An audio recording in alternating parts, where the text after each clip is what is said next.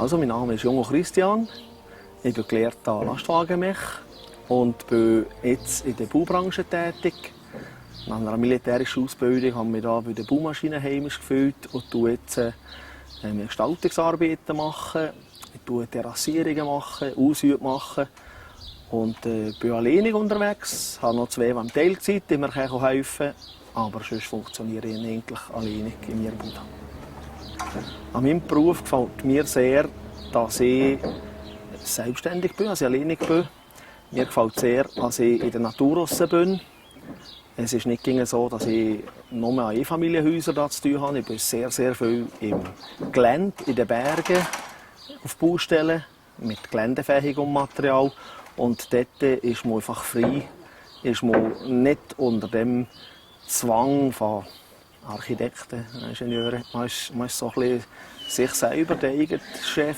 Und der Reiz ist eigentlich schon da, dass ich mir nicht mehr vorstellen an einen Ort zu werken, wo du musst anstempeln musst, wo du zeitgebunden bist. Es ist nicht so, dass ich das auslote. Man macht meistens eben mehr. Man werkt mehr als man sollte. Aber die Freiheit im Necken tut ihm einfach beflügeln. Man werkt, es ist ein anderes Werken, es ist ein bisschen freies Werken.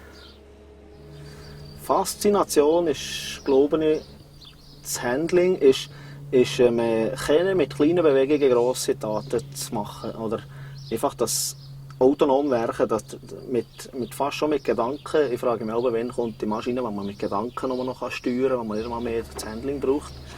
Die Leute klopfen auch, wenn sie fragen, wie wir noch auftreten und wenn es ein Gespräch gibt. Und, Herr Jungo, was seid ihr? Seid ihr Lehrer? Oder so. Und dann muss ich sagen, nein. Nein, ich bin in der Baubranche. Ich bin dreckig von morgen bis am Abend. Und, ja, es gibt noch lustige Sachen. Also, von mir stimmt es nur noch so. Und egal wie müde man ist, das Jodeln, ich glaube, macht gerade um, das ist der Ausgleich, einfach wirklich effektiv der Ausgleich. Man hört das sehr viel, aber wer es nicht erlebt hat, oder meine Familie daheim sieht man das Gleiche. Wenn das nicht mehr weh ist, auch nicht mehr das Gleiche. Also es gibt ihm sehr viel zurück. Die Gespräche, die man führt, das Singen miteinander. Und auch wenn es bis Mitternacht geht, man ist am Morgen gleich ganz anders drauf. Unser Jodo-Club, habe ich das Gefühl, macht aus, dass jeder da ist.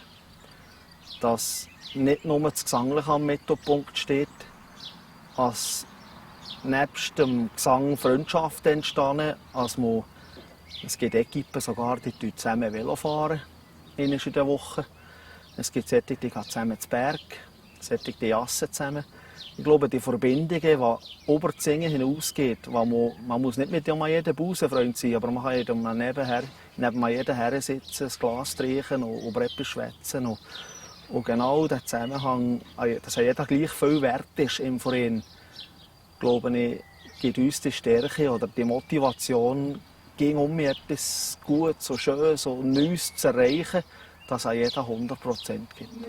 Das Urchig-Projekt, das existiert hat, ist natürlich nicht an uns vorbeigegangen. Nur gerade solches Singen, glaube ich, könnte mich nicht begeistern, aber wir haben das nicht toll gefunden. Umso mehr, als mir einmal der Uli Mohr angerufen hat, ganz spontan, und mir von einem Lied hat begeistert, ich habe das gar nicht gekannt davor. Das sei ich von der Andrea Berg und Gölle zusammen.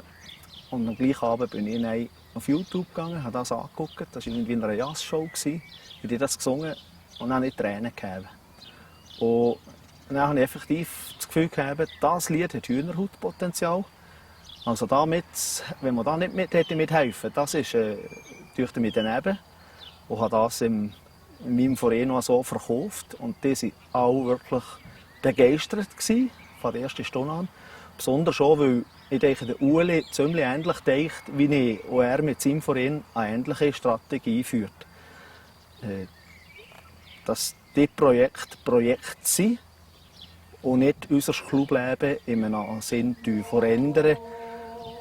Klar, positiv schon, aber immer nicht negativ, nicht, dass man irgendwie abhängig käme, dass man nur noch durch solche Hits Leute gefunden oder Zuhörer gefunden. Aber ich bin überzeugt, dass genau solche Projekte Platz haben im Vereinsleben und dass da so vielleicht Junge animieren, weiterzumachen. Ich bin auch bestrebt, dass es nicht nur im Jörglerclub St. Steffen oder Jörglerclub Lafayette gut geht, sondern dass eben alle davon profitieren. Und dort ist manchmal das Verständnis ein bisschen mehr da, manchmal auch ein bisschen weniger. Es gibt eben auch Neid, es wie in jeder Szene, ob jetzt das in der Pop, in der Rock oder eben im Jodo volkstümlichen Bereich ist, gibt es natürlich auch Neid untereinander. Und dass man etwas macht, das eigentlich am Ganzen dient, da hat nicht jeder das Verständnis dafür. Sternenträumer sehen.